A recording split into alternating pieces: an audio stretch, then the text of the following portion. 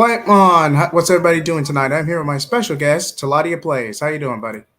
Hey, what's up, everybody? We're going to be here to talk about Sparking Zero. What a 2 months, I should say. What we've had.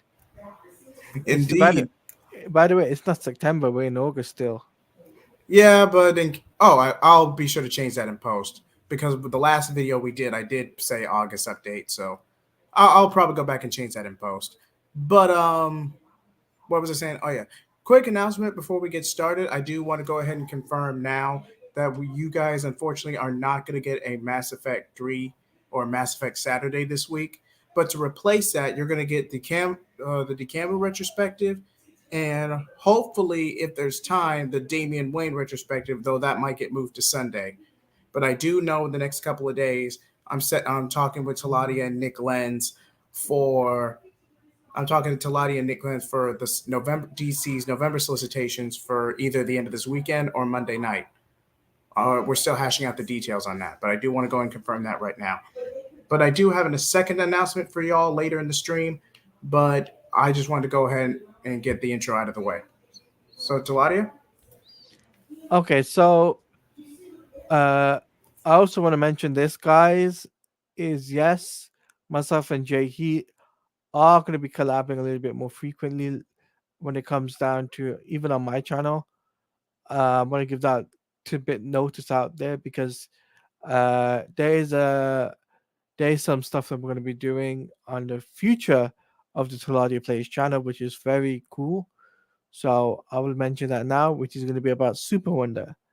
So and it's going to be a series. We're going to flesh things out first after we've done the 2 Justice League arcs that we're still got to cover, and then then we're pretty much going to be covering. We're going to be covering Super Wonder, and we'll be covering Absolute Universe. So we'll be covering that. But anyway, we're here to talk back to today. We're here to talk about Blazing Shonen. What's up, Tevia? We're here to talk about Blazing Shonen. Well, welcome to Blazing Shonen, I should say. And we're here to talk about Sparking Zero. Now, there was a trailer. So, Jay, can I screen share? Am I muted? Hold on. Yeah, I'm here. Go ahead. You're welcome to screen share, man. Go ahead. Okay. I have no idea. Sorry about that. All right, cool. Let me full screen. All right, you ready? Ready. Play. This was announced at opening night live at Gamescom. Okay, let's get started. I, Vegeta, am number one. Something beyond my strength's limit. Okay. Yeah. Over here. Whoa, that's what a moron. Take that. You ready? Eat that.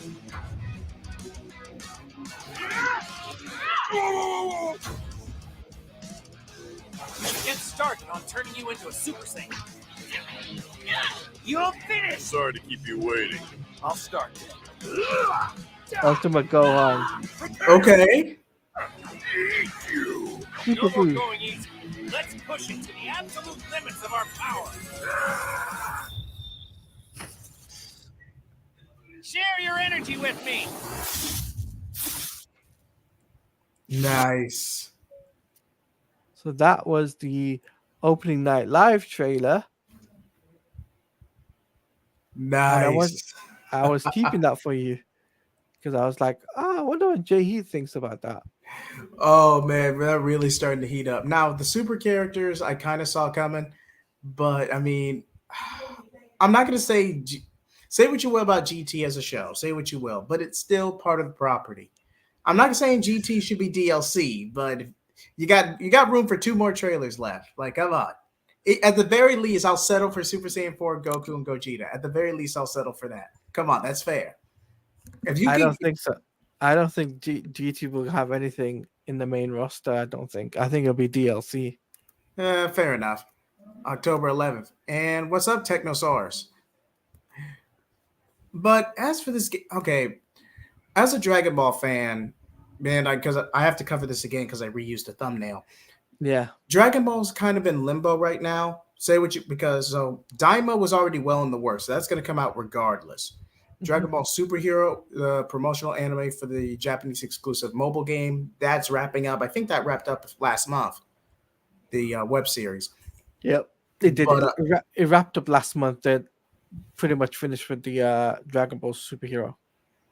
so any future projects related to Dragon Ball, including the manga, is going to be in limbo until everything with Toriyama is hashed out on the corporate front with Toei and Toriyama's estate. So until all that stuff legally is settled, we're not going to get any announcements of any future Dragon Ball content whatsoever. I'm not saying that automatically means Daimao gets 2 fully syndicated seasons off the gate, because you know what every anime season is either 12 episodes to 26 episodes depending on the structure and genre. And since Dragon Ball's a battle shonen, you're likely going to get at least 26 episodes per arc, because if we're factoring the old business model. But I could easily see this being a more what's the word I'm looking for? Novel style series where it's only like 12 episodes. I could easily see that. It just depends on how the budget is structured. But either way, this is the most hype Dragon Ball has been since Toriyama's death, and the grief from that. I mean, that's I think this has been the most hype since Dragon Ball Z Kakarot. To be honest with you, in video game terms.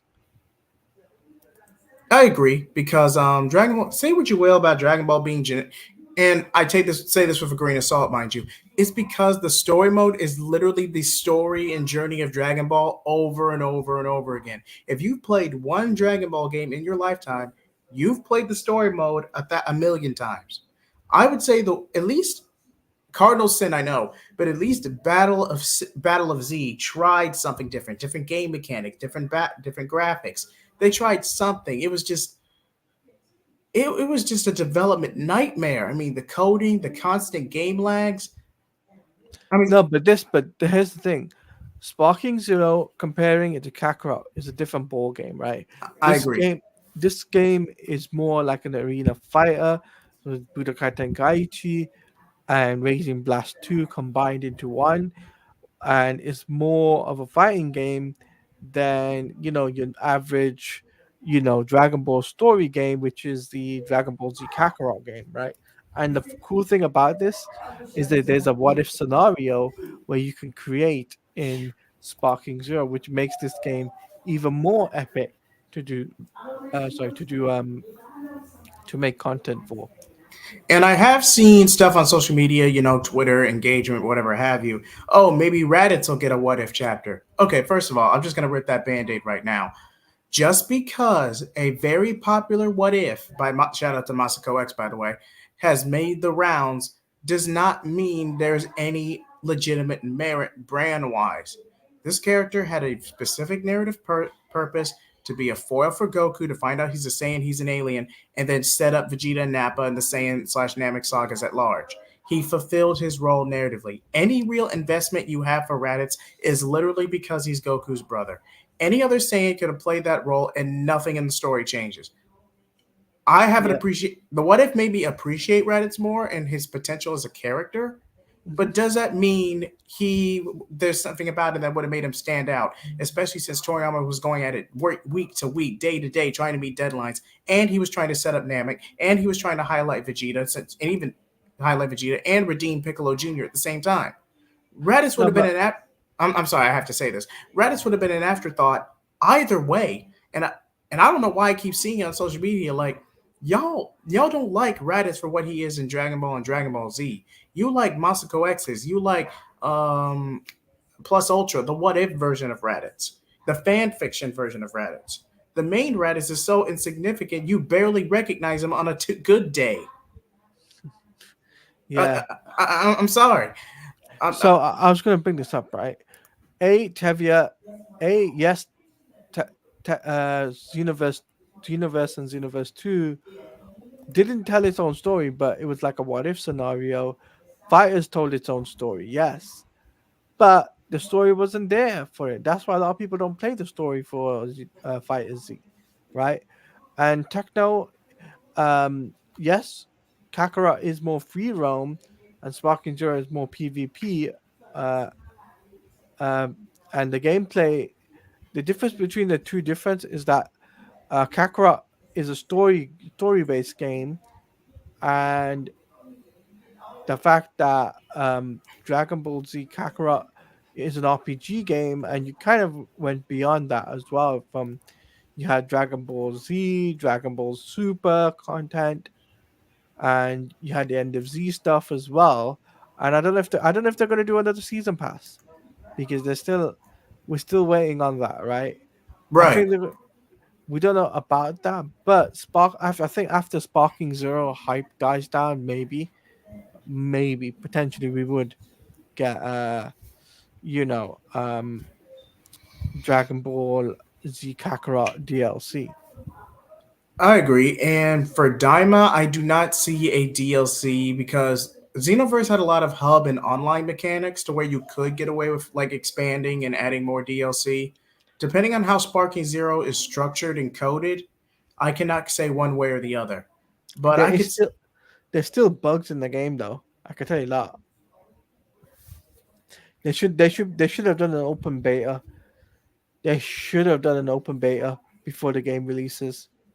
They're not doing it though. They're not doing an open beta. That's the problem. I will say this about Xenoverse 3. And now Toriyama's tragic passing, there was no way to predict that. So I'm not going to bash Toei for that. But I feel like from a commercial standpoint, if you really were going to drag it out and buy time for Sparking Zero, Budokai Tenkaichi 4, this big juggernaut, you could have squeezed in a Xenoverse 3. Like 20 DLC packs, like 22, 23 if we're counting the superhero movie stuff. Half of those assets could have gone to Xenoverse 3. No one would have cared for the story because Xenoverse was basically Time Patrol and Demigod from superheroes and Dragon Ball Online, but that's a separate topic for a different stream. Xenoverse 2 is basically the same thing, but with movie exclusive characters. Like, am I wrong? From No, a you're not commercial, wrong. you could get away with a Xenoverse 3. You just wouldn't have had a story mode to justify coding and making the game. Unless you went out of your way to make it an original story. But I think Xenoverse is done. I don't think they're gonna do any more Xenoverse content in terms of doing a what if scenario. Like what else can you really do? Am I right? Okay. Am I wrong? You're right. And Technosaurus says, well, Kakarot is all Z, and the Super DC we had is just the Z movies that were made before Super came out. That's true because those are because Battle of Gods and Resurrection F are technically Z movies. They're not within the main syndication of DBZ, but they were copyrighted and logisticed as Z movies. Not Super was just a retelling of those movies. Which, okay, I never answered this, but I've gotten questions about it. Between the Super version and the movie version, I definitely say what you will about the animation. That's a topic for a different stream. But the overall experience, especially on a Super watch or rewatch, I just cut straight to episode 27 onward. Watch Battle of Gods and Resurrection F, the movie versions, cut straight to episode 27, and then move on and then binge all the way to the end. Do not go for the movie recap. It is not worth your time. There are a few differences here and there, but ultimately it's just not worth your time. I've said this before on multiple streams, but I'll bring it up now. Those episodes were syndicated and developed or, pre-production around the time One Piece Gold was wrapping up.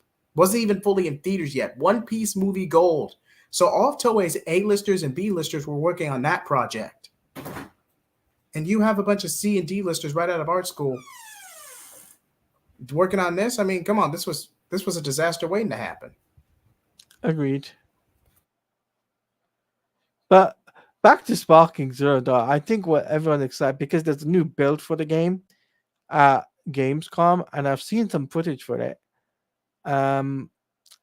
The game, they got Vegito, they got Ultimate Gohan, they've got Cell, they've got Kid Buu, they've got Super Buu, Gohan, Absorb Buu, they've got but who else was there? Bergamo, a few others that went in the first build, and it's looking very, very cool and very, very interesting on how I think they're going to be going. Interesting. And Tevia, to answer your question, syndication, because this was around the time the standard syndication model was like 25, 26 episodes per anime season. The only exceptions were light novel adaptations, which garnered different genres. So, in order to warrant that for the budget, at least the fact that they were rushing it right after the success of Resurrection F, it's essentially to buy time, to put it in simplest terms. But me personally, if you're looking at this purely from a business standpoint, delay Super, the actual premiere of Super, about 4 to 6 months. Wait for One Piece Gold to wrap up and premiere, and then build up from there. Especially if you're going to go out of your way to dedicate half of arguably 2 anime seasons, depending on the structure, on movie recaps with lesser quality. Now, granted, the animation is decent for what it is. It's just the art is bad. Because again, there's a difference between art and animation. The animation is decent because a lot of C-listers and a couple of D-lists right out of art school did carry the weight and help carry the early development of Super. But because it was so rushed in the whole production of it all, it was essentially just bad art. I mean, episode 5 alone is proof of it itself. Need I say more? Yeah, agreed. So yeah, I'm not really going to fault the animators on that. It's just a rushed production schedule and just bad art overall. I don't get why they had world tours, though. Even though they released the demos, it could be something in the future. Wait, hold on. The Technosaurus. Hold on, I must have missed your earlier comment. All right. Hold on. I don't get why they have world tours, though, even though they can release demo.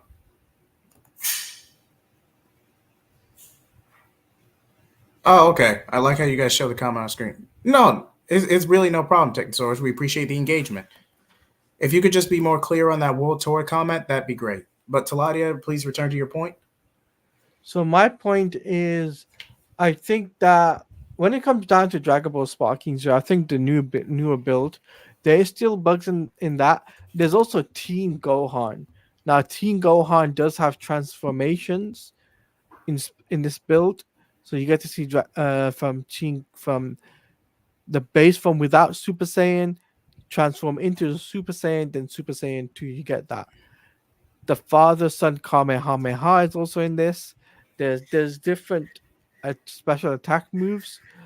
Cell has really good transformation animation. It is crisp. I'm not going to spoil it here, but no, his gameplay is off the chain. Cell. If you play a Cell, especially Cell second form, right? If you play that, oh my god, you could just win off the basis of doing one finishing move. And I think you know what I'm talking about, Jay Heat. I know what you're talking about.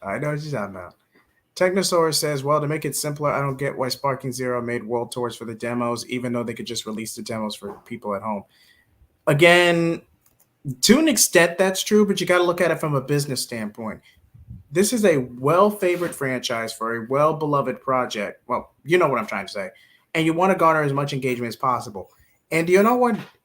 Not only in the West, but the most momentum the Dragon Ball IP has in North America and Latin America. That is a statistic. Those are straight statistics right there. The most passionate and supportive fan bases, statistically, isn't really mainline Japan. It's mostly the international market. So you want to garner as much momentum as much as possible. Hence why you have world premieres. Hence why you have world tours and conventions. Mm-hmm. Also, to say this as well, if they were going to do a demo, we would have had a demo from home, I think, 2 months ago. Yeah. I would say 2 months ago. But we're getting close to release now. There's no point of them doing a demo at this point. Right? Right, I agree. I completely agree. I mean, the game literally premieres like a month and a half from now, like the second week of October. Yeah, it literally comes out in the second week of October. We're in August, so there's no point of them doing that. Tevia, like the Majin Buu gameplay, it's insane. The Majin Buu gameplay from what I've seen from especially Super Boo and Kid Boo, they have different style of gameplay. Mm-mm. So there's that. Okay, you might want to mute your mic just to let you know.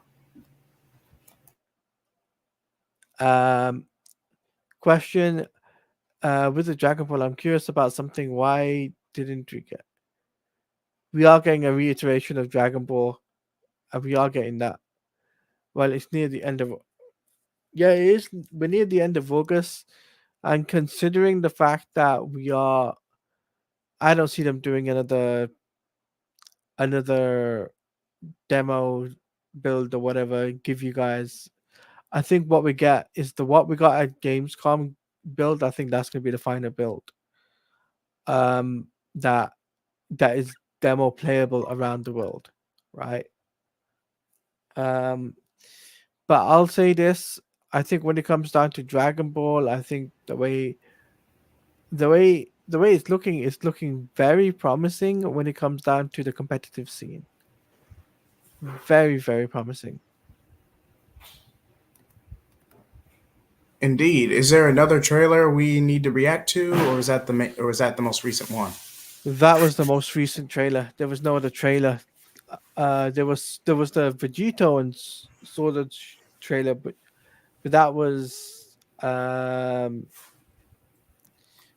just like that was too far back. I don't think we can really react to that. This is the most recent one this week, so I was just like, we might as well react to this, right? I agree. But since we're here, we might as well. I was going to save this for a separate video, but we might not have the time. What are your predictions for Sparking Zero? Like what Number wise? Hmm? Do you mean number wise? We can go number wise, gameplay mechanics, deviations from the story mode, online battles. I think it's gonna do well number wise. Definitely top contender for Game of the Year 2025. I could see that right now. I mean the nostalgia alone. Definitely top contender for Game of the Year 2025. Yeah, well, it comes out in October, so it'll be Game of the Year. It'll be Game of the Year this year, actually. Oh, okay. Thank you for clearing that up for me, Chaladia. Yeah, it'll be because it comes out in October, so it's technically it's technically you could still 1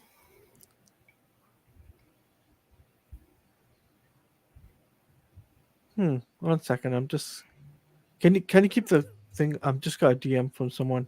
Oh, sure. I'll keep going. Yeah.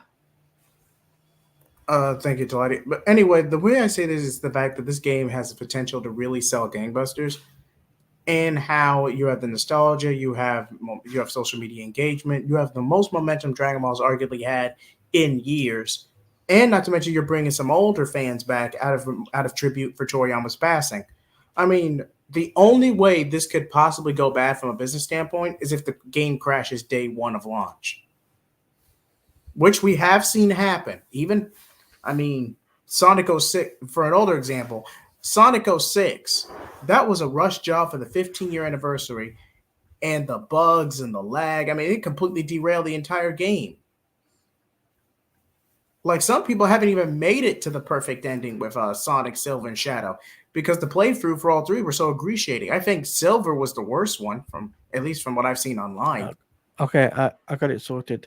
I think when it comes down to Dragon Ball, though, I think what the difference between this and from Sparking Zero to many other arena fighting games, I just think that this actually would be more appealing for the general audience to get used to, compared to I don't know, Raging Blast or one of the older games, right? Where I it's a little agree. bit more, where you literally could break your controller. This, you can't break your controller through this. But hey, you know how Budokai fans are. They're going to try. They're gonna try.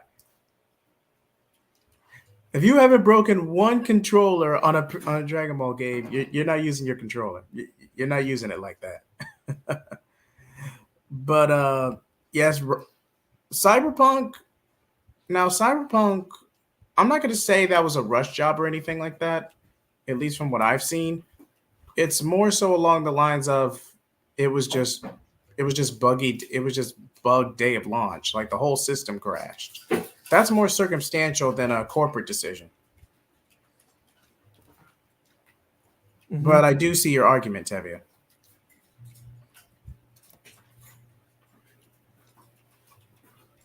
Tevia says I can also see this game basically exploding at Evo, which would be cool. It's actually going to explode at Evo. That I'll be honest with you guys. This game is meant for the FGC big time. Easy. But where was I? Oh yes. So, okay, if I had to put a benchmark, I could easily see this game rating 8 out of 10. Say what you about IGN and all these other social media sites. At least here on J Heat Blaze, Comics League, Light Blaze, at least with the four of us, you're going to get our honest opinion. Yeah, even if we reach monetization, we're always going to give you an honest opinion. If a game is bad, we will let you know a game is bad. We will literally tell you. For case in point, Suicide Squad Killer Justice League. We literally stop content creating from that.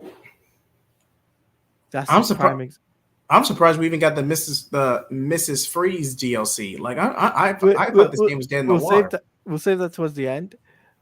Towards the end of the stream, we'll talk about DC.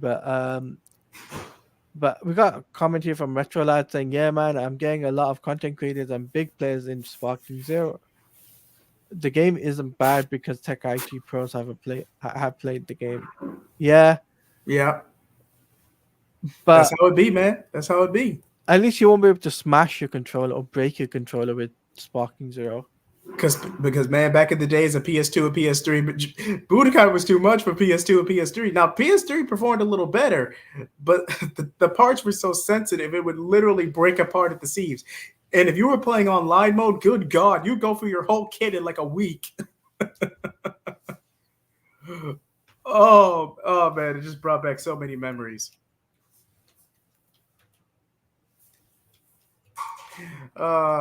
Basically, I save money, not waste it. Fair enough. Hey, any way to save money, man, especially in this economy. So I can't blame you on that one, Retro Lad. But anything else you want to add to the Dragon Ball portion of the discussion before we move on to DC? Yeah, I'll be honest with you guys. I would recommend picking Dragon Ball Sparking Zero up. I would recommend pre-ordering it while you still can, so you can get the early access to unlocking Gogeta and Broly. And also, if you get the deluxe edition, you're kind of saving a hassle with some of the other exclusive stuff you can get. Yeah, I definitely recommend the deluxe edition. I'm actually planning on going to my local Walmart or GameStop if I could find one, and try to at least put some money down on a pre-order. I know me personally, I'm going to getting the deluxe edition. I'm not paying $100 off the top for a pre-order for an Ultimate when I could just wait for the DLC to release. Like, that's crazy.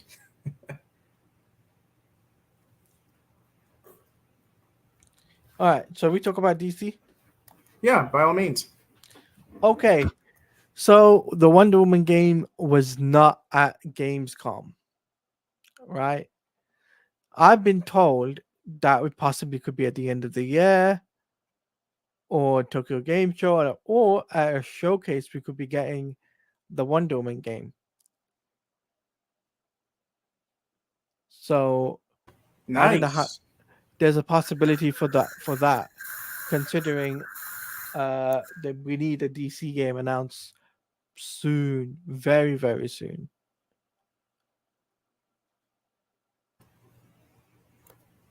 So, yeah, you weren't going to get an announcement at Gamescom. I'm sorry. It's too close to the wire. Yeah, it's very, very, very close to the wire. I think as well, if you're gonna look at something, it's probably um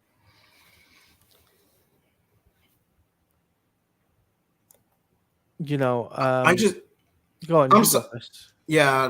While Talati's getting his thoughts together, I'm not a fan of VR. I'm gonna be completely honest. Like, if you want to help rekindle the Arkhamverse brand, that's understandable. Get Suicide SSKJ had no business being an Arkhamverse game. That's commercially it would have sold better as a standalone. But with that being said, yeah, I wouldn't have made this VR. I'm not saying I would have made it VR exclusive. Let me clear myself up. I wouldn't have made it VR exclusive. I would have given both option for the VR and console because again, these are Arkham fans. They grew up strictly playing console, whether it be Wii, Xbox, I- and I'll say etc. I'll say this, right? With Suicide Squad Killer Justice League, that was a dud. What they need to do now is focus on the next single player open world game, which is Wonder Woman, right? And the thing is, Arkham Shadow, it's a great game. For a VR exclusive game, it looks like a great game. It's like, yes, I'm not picking it up. There's a reason why I'm not picking it up in the first place. Because it's $500 for the VR headset. There's no point in me paying for that. So instead of me paying $500, I'm about to watch that on YouTube. I'm still reacting to the gameplay trailers and whatnot because why not, right? I'm an Right. Arkham fan, right? I'm an Arkham fan, so I might as well. And Roger Craig Smith playing Batman again is pretty awesome, and it takes place in between Origins and Asylum, so there's a kind of a really cool connectivity there. And Jonathan Crane and Harley Quinzel is also in the game, so that's pretty cool. And I also, speaking of Batman, I might as well bring this up since I made a post about it. There was allegedly rumors going around that the former Telltale, the studio behind the Telltale games, were trying to reconsolidate with another studio to release Batman Telltale Season 3. Sorry, try saying that 3 times fast. But me personally, I'm fine with the first 2 seasons. I've even gotten requests to actually do a second playthrough strictly for the new Direction verse, which I might do, I might not. I hadn't decided yet. But as for, I'm fine with it because you still had a pretty satisfactory ending with either version. And if you are going to do Telltale Season 3, like I'm just saying that's an uphill battle because the hardest part, more than anything, is actually getting a development studio to actually take the gig. And Warner Brothers Discovery, DC's brand, yes, Batman will still be the top seller, but DC as a whole is not as big as it was, say, 5-7 years ago. It's just not. Retro Lad, I'm getting Sparking Zero on PS5. Hey, happy early birthday, Nemo. Happy early birthday. As for me, I might get it pre-order on Xbox Series S. After season 2, there's a few possibilities. You have, for example, if you choose to, you have Tiffany Fox's protege, the death of the Flying Graysons, and Robin being introduced. There are elements you could for just a short 5-episode one-off Batman, quote unquote, season 3. It wouldn't be much, mind you, but there's a story there. There's no, I mean, there is Warner Brothers looking at licensing out IPs, yes, but the first example of them licensing out IPs was Warner Brothers licensing the Arkham IP to Camouflage. This is the first example for the Arkham game, right? Which was the Arkham Shadow, right? Right. It was never. It was pitched to Warner Brothers for them to make in the VR game, right? Right. For I think it was Warner Brothers approached them or something. I can't remember, but this was in an IGN interview. But regardless, right? I think the way things are gonna go, I think we probably won't get into the Telltale game, Batman Telltale, for a long time. I think what they're gonna focus on is more single player story driven games.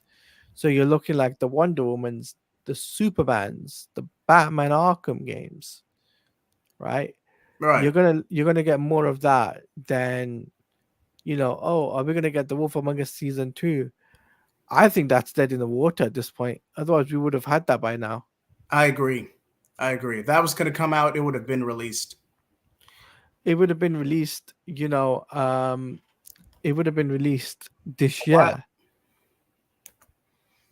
Retrolad says, I want a new Walking Dead Telltale. We don't need Clementine. We can have other stories. Plus, the Telltale games are canon to the WD comics. I know Skybound got the WD rights. Now, again, Walking Dead, you probably could get away with another season. The question is, Batman and the whole Telltale aspect is a package deal, and whether or not a gaming studio or development studio would take that deal just for Walking Dead. That's basically, to put an older example, Disney going out of their way for the Neo Saban, and then they end up getting stuck with the Power Rangers IP for 7 years. Granted, the Disney era was some of the best seasons of Power Rangers. No one's going to refute that, but they completely mismanaged the IP. Yeah, but that's a topic for a different stream. That's a topic for a different stream, Jay. Which we will do a Blazing Shonen episode on Power Rangers, mind you, because there is a Power Rangers game, so we will be talking about that. That still frustrates. Tevia says, personally, I want a Superman game similar to God of War. We're not going to get a Superboy video game if you're implying that, Tevia. We're not going to get that. Wait, hold on. What was Saladi? Okay, Wolf Among Us 2. Oh, come on. That was even the Telltale's Guardians game performed better than Wolf Among Us. The Wolf Among Us 2 hasn't come out yet. No, I was referring to the first game. He just says, still frustrate me, we aren't getting Wolf Among Us 2 because that game is amazing. Is he referring to the first game? Yeah, I think so. Okay, because I was confused by that for a second. Stranger Things. Okay, Retro Lad says Stranger Things said they were going to have a Telltale game, but Netflix took the rights back when Telltale was losing the company. That is true. I'm going to be married and have a kid to. Yeah, retro lad. I'll be honest with you. That would be the case. That'll be the case, man. When it comes down, I'll be married by the time.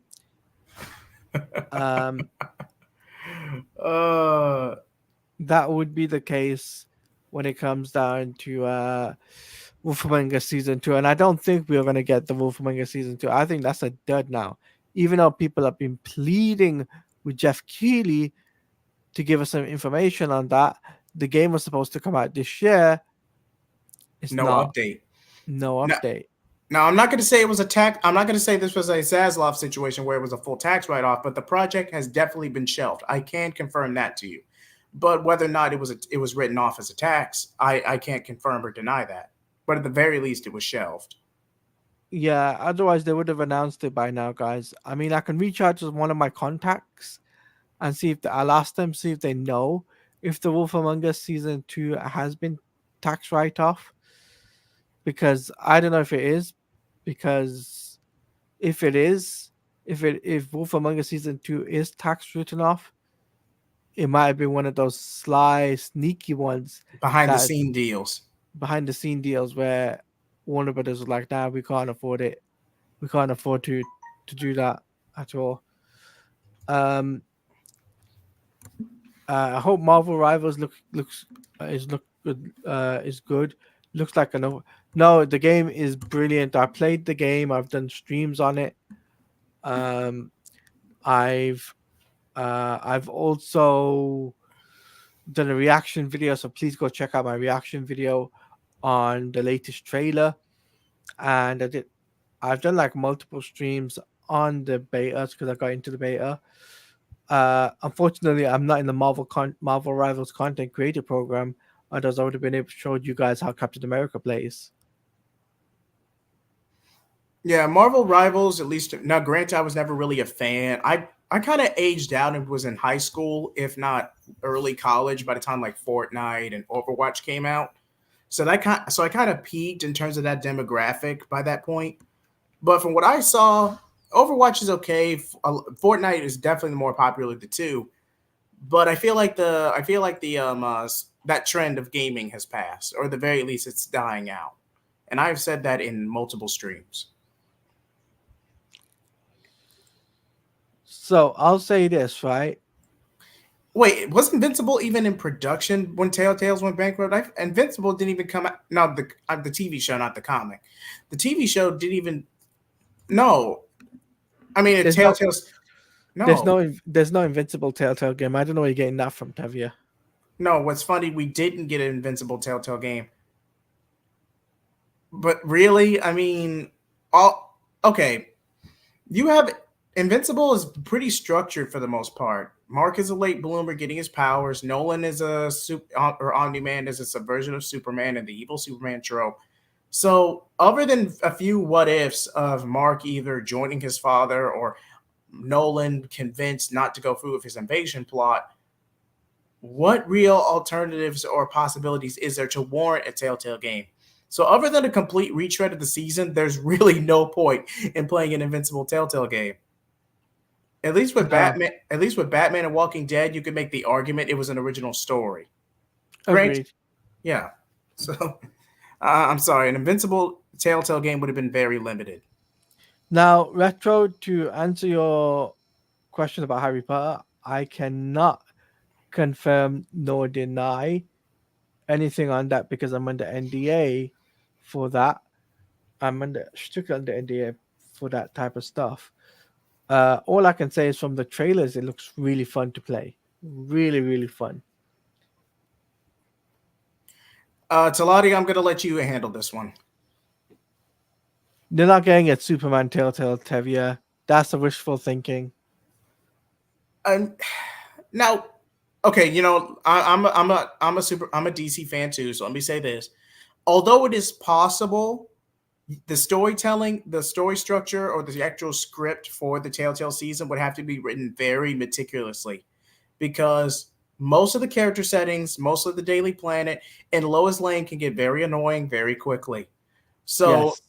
either it would have to be strictly action throughout, or Lois is doing something objectively useful, because otherwise half of it is just Lois being a damsel the entire time. And she's Lois Lane for a good reason. Hey, I have nothing against the character personally, but hey, I mean, would I say she's a product of her time? Yes. Would I say she's relatively outdated from a writing standpoint? To a degree. Me and Jared came up with a good thing. What if Lois Lane of the mainline universe is the Lois Lane of Earth 3? She becomes Superwoman because if you remember in the mainline continuity, she gets powers. What if she was depowered? I'm just thinking, Jared. I'm just thinking, Jahi. I see where you're going with this, but I don't think editorial would have the balls to do it. But I see where you're going with this. They never do it. They never do it. I'm just saying it would make so much sense. But yeah, the Harry Potter game, I forget what it's called, but the Harry Potter game that came out last year or 2 years ago now, that game sold Hogwarts Legacy. Thank you. That game sold gangbusters. Like seriously, that's the most success Warner Brothers Discovery's seen in a hot minute. The thing is, Hogwarts Legacy is a game that will live up to expectations, right? That is true. No, Green Lantern is the same thing as Superman, Tevye. You can't just think characters. You need more grounded characters like Green Arrow, Black Canary, Question, right? As well, I wouldn't even say the Flash. Flash is too. Flash, you could pull it off, but you would need to find a way to keep Barry grounded throughout. You can't. There's no way of doing it with the Flash. Yeah, it'd be a lot harder to do. You need someone with superpowers. Yeah, strictly street level, no powers. Maybe a Nightwing game where Grayson is getting out of Bruce's shadow for the first time. Maybe a Nightwing Telltale game. I could see that, but no, not anyone with powers. But if you're gonna do Nightwing, you might as well do Teen Titans. But hey, that's another can of worms. But Static Shock, that's not too bad. The script would have to be good, but that is not bad. Static Shock Telltale game. Granted, DC, Warner Brothers, and DC have had a falling out with the McDuffie estate since then, but a Static Shock Telltale would not be that bad. I'll say this though, right? I think the way Warner Brothers is going is that we're gonna get more IPs lent out to the studios. For example, the Batman Arkham games won't be just at WB Montreal and Rocksteady. It'll be at other studios like Remedy. You're thinking Sucker Punch. You could think of those studios that could make Batman games, right? Not only that, for a Superman game, you could see Sony Santa Monica take a crack at it if they wanted to, but they're not going to because unfortunately they're making another God of War game. So we're stuck with in-house for that IP from what I've been told. Now take it with a grain of salt because this is a rumor, not confirmed facts yet. This is coming from a leaker, right? The video that I did, I talked about it extensively 4 months ago. There hasn't been any updates on that yet. All right. But I'll say this, Rocksteady is doing another single player game though. And I think that next single player game will be, I think it'll be top notch. Indeed. But hold on. Watchmen hasn't even had that many adaptations. I think it's only been adapted like 3 times. Maybe 4. Now, granted, it's never going to be as good as the comic because you got the Watchmen movie, you got that subpar TV show, and what Doomsday Clock tried to do with DC on the comic side. I mean, there might have been a 4th adaptation. I could be wrong, but I only know 3 off the top of my head. Watchmen has not been adapted that many times. It's just not worth the hassle. Yeah. So hold on 1 second. Take your time. I do want to go ahead and address this fan comment. Granted, any comments I receive, DM or otherwise, are strictly anonymous. But okay, but why are your feelings on Absolute Power and Justice and the whole Justice League Unlimited title from the DC solicit on the main comic side? Do you see Absolute Power as a ripoff of the Cadmus saga? Is that a question for me? It's for both of us. All right, so the All-In universe, I think that's going to be top notch. I've seen the Jim Lee covers. Ooh, my. Nice. That's all I can say. Nice. As for Absolute Power, yes, I mean, it does take elements. The only difference is Waller, at least in Cadmus from the DCAU, Waller isn't as unhinged, but it's really hard to make a more bureaucratic villain be villainous without it coming across as cartoonish. Again, they're taking elements from older storylines. Waller being an inverse of Bruce, how she lost her family to the injustices of Gotham, but it's from a parent's perspective rather than a grieving orphan's perspective. There are elements here to where Absolute Power could be good.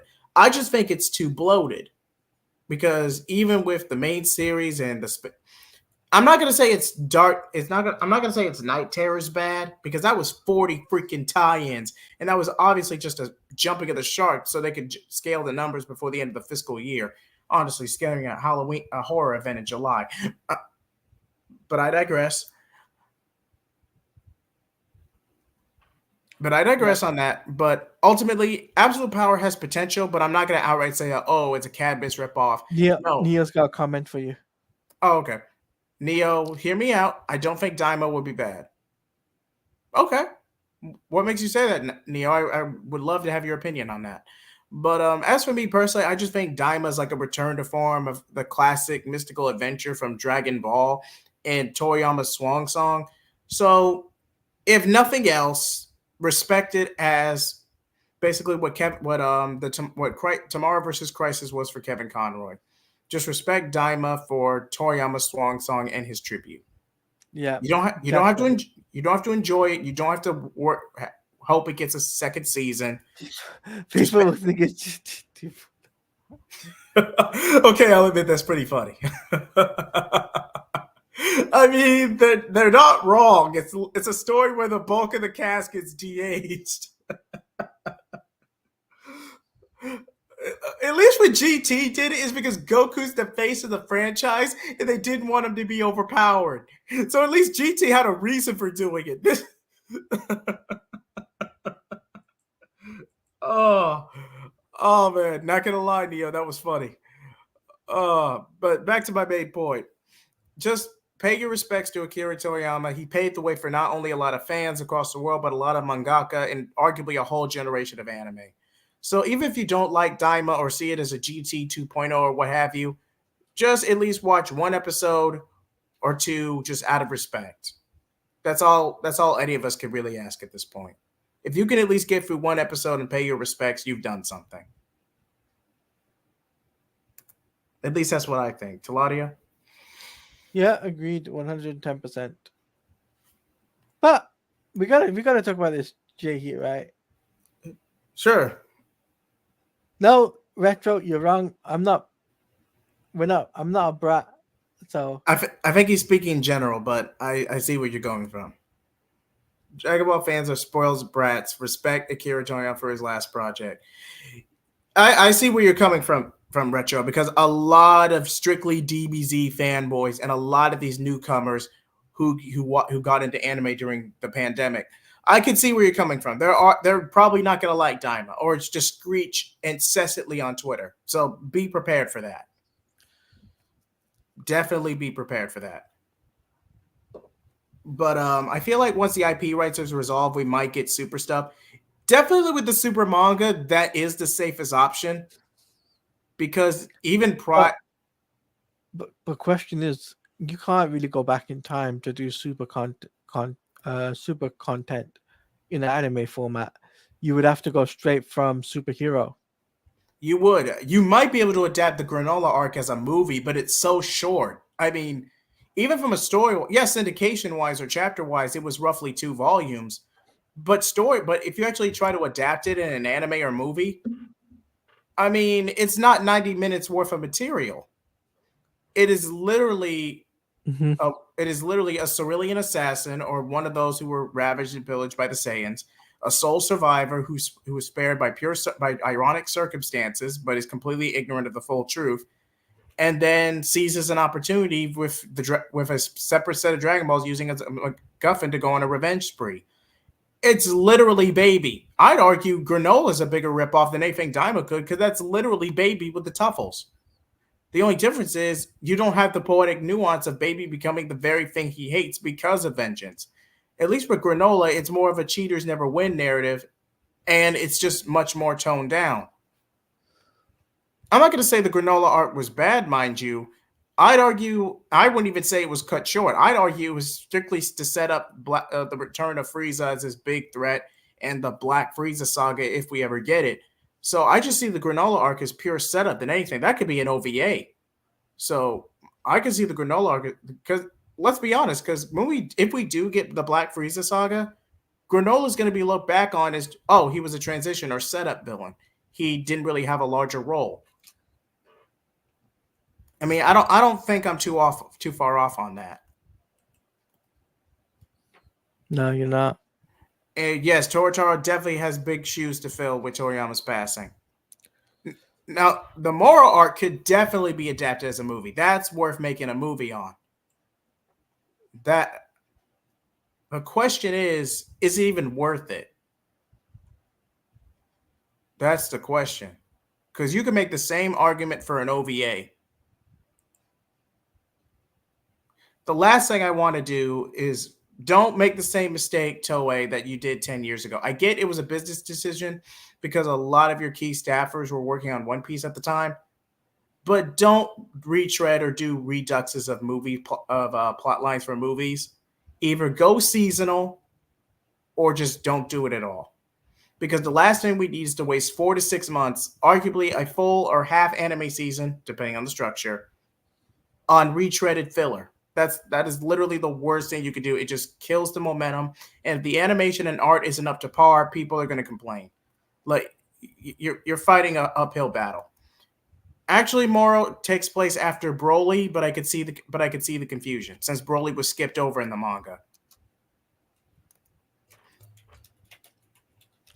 Yes, you did not get a Broly. You got a reference to Dragon Ball Super Broly in the manga, but they didn't directly. They didn't adapt the movie in manga format. They just referenced it. But Retro Lord says we need a Yamoshi Dragon Ball movie about the first Super Saiyan God. I would like. No, We really don't. we don't.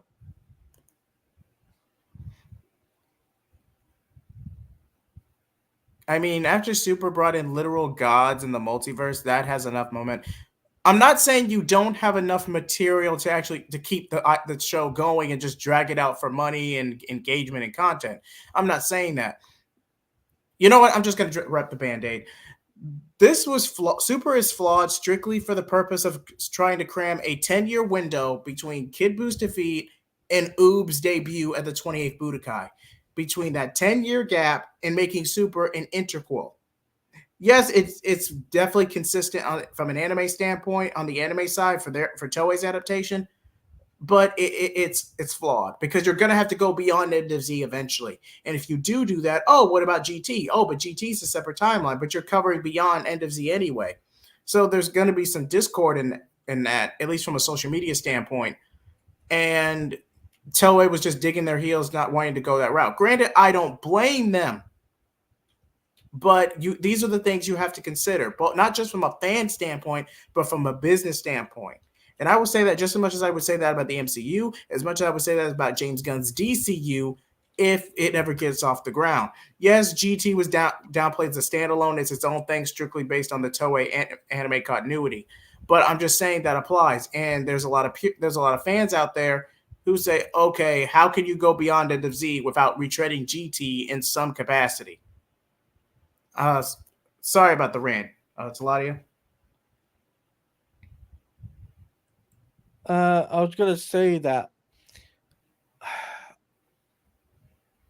I just think the way things are going, I don't think we're gonna get Tournament of Power 2. I think they're gonna focus on after superhero. So maybe Gohan and Broly becoming a normal Super Saiyan instead of Berserker built Broly. Maybe they'll focus on that. If you know what I mean. I agree. Anyway, but I want to talk about some DC stuff because I think this is very interesting. Yeah, this is a good transition. Okay, so with DC currently in kind of a limbo situation when it comes down to the DC brand. When we're talking about video games, when we're talking about animation, when you're talking about the movie side, you're quite in a bit of a limbo. The reason I say that is basically because the video game side, there's not been a AAA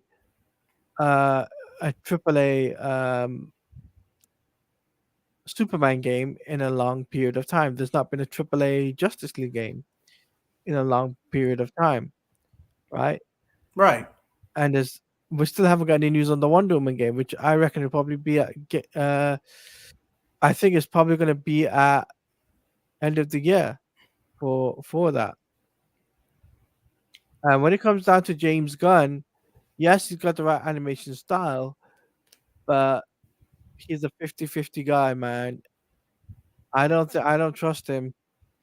Very hit or miss. Very hit or miss.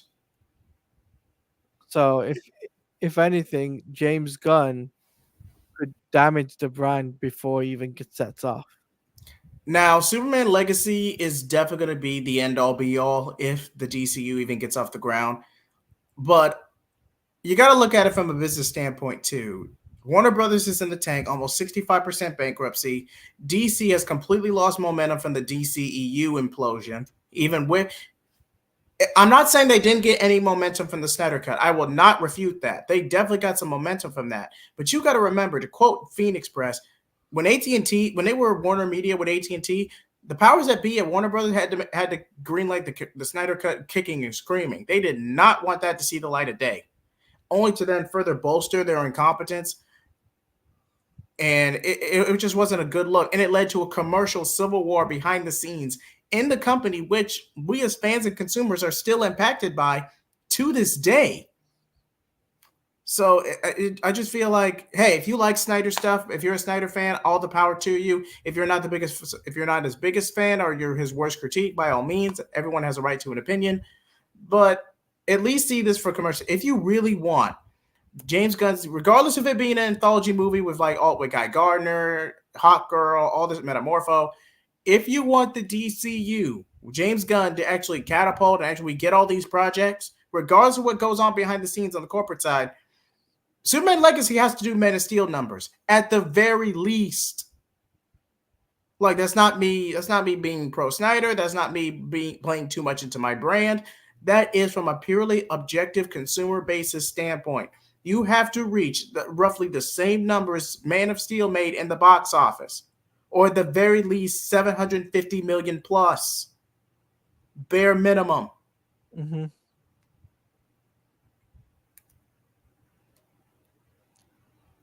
So I think this is a good way to wrap things up, isn't it?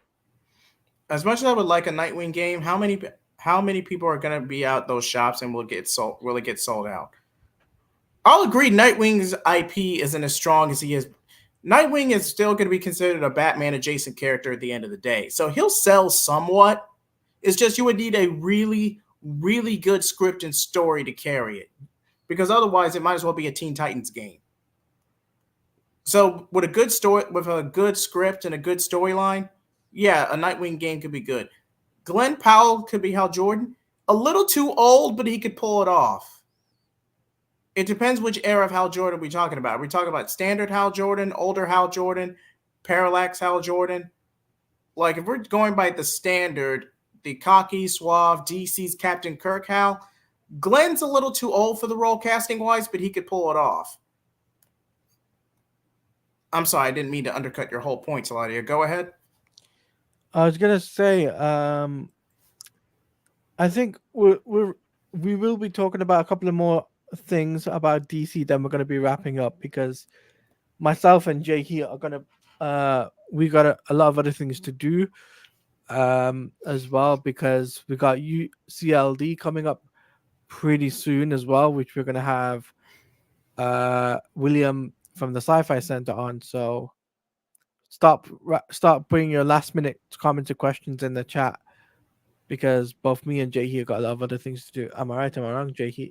You're not wrong. You're not wrong. We appreciate you guys. But if you want to continue supporting us, please like, comment, subscribe, and also check out Taladia Plays, Jarrett from Comics League. Just that's where we'll be.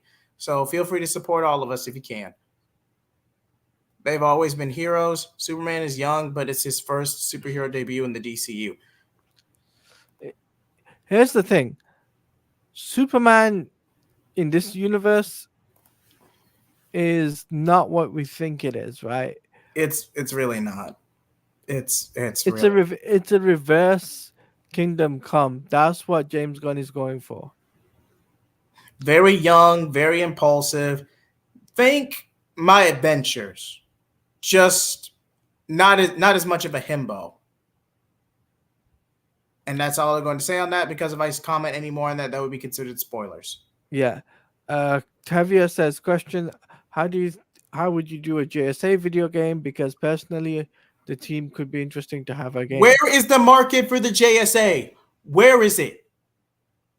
Other than a nostalgia trip or a period piece, there is no commercial market for the JSA. There is none. You can't do a JSA video game. End of discussion on that. That's a dud in the water. You need just Justice League. Justice League, which is the main Justice League. Superman, Batman, Wonder Woman, Flash, Green Lantern. Those are the IPs you can work with. Question, do you think Kingdom Come could be adapted for a movie? Tavia, that's what James Gunn is planning anyway. No, I think he means the actual story, not the characterization or resemblance. The actual conflict of Kingdom Come. It can be done, but you would need to find someone who can actually at least replicate or at the very least stylize Alex Ross's art style. No, well, he's not talking about animation. Oh, for live action, you would need a lot of setup. You would need a lot of setup. But they'll probably will end up doing Kingdom Come, though. Think about it. I can see that an older, jaded Superman, some commentary in the new generation. I could see it. Don't get me wrong. I can see it. You would just need a lot of build-up. But it would be. And Retro Lad, no, Henry Cavill is done. He's not gonna come back as Superman. Don't get the idea in your head. Yeah, I think it was a joke, but yeah, Henry Cavill got done dirty. I mean, I feel for the guy, but there was nothing on paper. There was no official contract. The whole thing literally stemmed on whether or not Black Adam tanked. You had no vote of confidence. And Tavia's asking, do you think a Batman Beyond video game would be amazing? Because I think, yes, a Batman Beyond game would be amazing, but it's not the Batman Beyond game you think it'll be.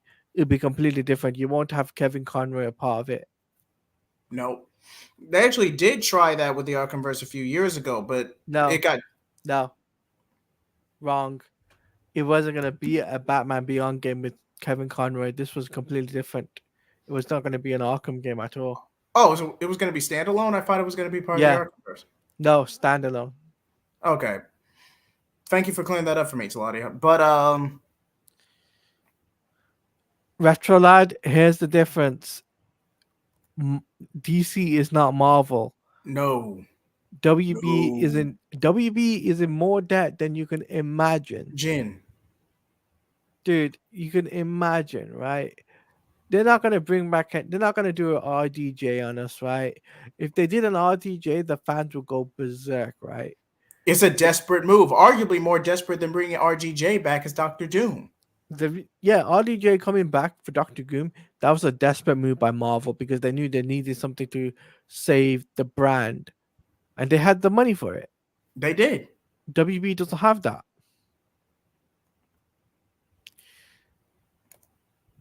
Yeah, more than likely, say what you will about the DC, whether or not the DCU gets off the ground, but I will say this. Zaslav is definitely going to cut his losses and sell DC and Warner Brothers off in the next 2 years. I definitely see. I don't know who it's going to be, but if Zaslav gets a chance to actually get everything approved and sell DC off, he'll do it. I know that because he's selling that. He's licensing, not selling. They're two different things, Retro Lad.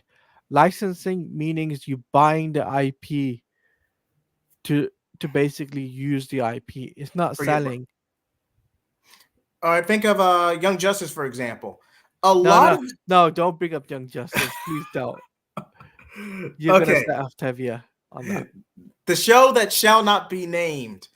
A lot of that show's budget went into licensing fees, not only for heavy hitters, but you had the sidekicks, you had the world building, you had obscure characters, you had cheeky references. A lot of that, especially seasons 3 and 4, this alleged show's budget was filled with so many licensing fees. You probably could have paid for a proper Batman show by himself. But that's all I'm going to say on that, because the last thing we need is a rant in the comment section. Yeah, we don't need a rant in the comment section. No. They'll never go to Disney. They just won't do it. DC won't go to Disney, Tevi. I don't think that. No. I can see Universal. I can see Comcast, but I don't see Disney. I don't see Disney. Tencent. Maybe Tencent. Yeah, but I'll say this: the gaming division is licensing, not selling. They're two completely different entities, right? So licensing IPs, you have to pay a fee in order to use the license to use the IP. For example, Camouflage must have paid X amount of money in order for them to use the Batman Arkham name in order to build their game. It took them 4 years to build this game, but eventually they built it. And now it's out there. Well, it'll be out there in October. So what I'm getting at is that Warner Brothers licensed the IP out to them. And they're not owned by Warner Brothers. It's not owned by Warner Brothers. Camouflage is not owned So they're not going to make enough money back when it comes down to that game. It's a dud for that game. That game's a DOA game. Every bit. Now, if you want a separate video about us talking about the complexities of licensing, we can break that down. We can do that. We can do that in a different live stream. In a separate live stream if you guys request for it. But I will use a basic analogy. Now, you don't even see it in the context of the show. The licensing fees is one of the first things that are calculated in an animated show, animated live action, or any adaptation in general. A licensing fee is one of the first expenses paid. Now, I'll just use this one as an example, and then we'll wrap up. The reason Arrow is so much like Batman in the CW Arrowverse, one, because of the bat embargo, because Gotham was airing at the time, and two, even back then, 10 years ago, the Batman IP was so big you couldn't afford to do a Batman show on a CW budget. You just couldn't. So they turned Oliver to resemble Bruce Wayne as much as possible. And then when the bat embargo was finally lifted in like 2018, 2019, you pretty much turned Kate Kane's Batwoman into a gender-bent version of Bruce. I'm sorry, but it's the honest to God truth. Mm-hmm. Yes, it was a Jim Gordon show, but it's still a Batman adjacent character. So that the licensing fee, and Fox was in a much better position than what they are right now. So that's all I'm going to say on that. Taladia, any final thoughts before we wrap up? All right, I'll say this before we wrap up: is that guys, that the DC gaming side of it, guys, don't expect any announcements till probably next year. Any big announcements like till next year.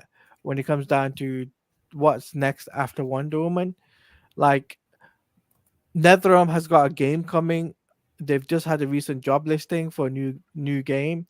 That could possibly mean that it could be an Injustice 3 game. Who knows, right? But we're not going to get any announcement for that in the next couple of years. For that, next year possibly we could get the Superman game announcement, and the Wonder Woman game possibly could be the end of this year and released sometime next year. Maybe at the end of next year, I'd say. The very least. I agree. As for me, this was a very great stream. I hope this was a very great stream, Taladia. I appreciate you're probably not going to make CLD tonight, but I appreciate you having you on. Yeah, I'll try. There's no guarantees for me to be on CLD, right? I'm curious. Which I'm curious. Are they supposed to go? Yes. Ed Boon has already done an interview in regards to Injustice 3. He's already made an interview on that. Now, okay. I'll say this, right? Also, one final thought. I think Sure. Sparking Zero would be a game of the year contender. I think Agreed. it'll win. I think it'll win fighting game of the year. I think it'll blow Street Fighter out of the water, or maybe Tekken out the water. Definitely. But as for my announcement, get ready for Gotham Knights Part 2 on Halloween. Reaction and review. He's got to react to it, guys, live on stream. If he backs out from this and doesn't react to it, I'm going to have words with him behind the scenes. Hey, I already scheduled it for October. I mean, it's happening, so. Yeah, you are going to be doing it. Me and Jared are going to be with you. We don't need to watch it. You're the one who's going to watch it. We're going to have to just sit there. I already made it through 4 episodes. It's generic, it's cheap, it's bland, but it's not going to break me. I mean, oh, you don't know what we've got for your April Fools. Let me guess it. All right, but that remains to be seen. Still stick around for tonight at 10 EST for CLD, or is it 10 or 11? 11? Okay. It's 11 EST for CLD on Comics League, where we're going to have William from the Sci-Fi Center join us for well, we're going to Tevya. Very funny, Tevya. Where we're going to have William from the Sci-Fi Center, where we talk about a lot of geek stuff. Also, just to give you kind of a heads up on my channel, guys, Sunday will be the reaction from myself and Jared from Comics League, where we're going to be reacting to Batman Cape Crusader episode 4 It's the Firefly episode, so can't wait to talk about that and react to it because it looks pretty cool. And also, we will be doing next week is Snyder Fans Read Comics on Wednesday. Wednesday, my dude, as myself and Jared and Bianca, we're going to be talking about Forever Evil. Nice. Yeah. Definitely a highlight. Forever Evil. I haven't read Forever Evil, mind you. So this is the first. It's interesting. I'll give you that. It's interesting. But stay tuned for not only my DeCamu retrospective, my Damian Wayne retrospective. Hopefully I can get that in by Sunday. And if you guys want, let me know if you want me to do a separate Beat Batman Telltale series playthrough officially for the New Direction verse. Now if you want us to do another stream talking about the DC brand, let us know in the comment section below, or let us know via Twitter that you want me and Jay Heat here to do just a strictly DC brand stream where we just talk about DC entirely. But with that being said, Talati, anything you want to add before we wrap? Oh, and stay tuned either this weekend or next week in the next couple of days for DC's November 2024 solicitation. Me and Talati will work that out behind the scenes, and I'll have an official post for you all in the coming days. But Talati, anything else before we wrap up? Yeah, Lois Lane is Lois Lane. She belongs to the General Zod. Zoe is a maxi bat for life. I'll see you later. Flame off. Oh!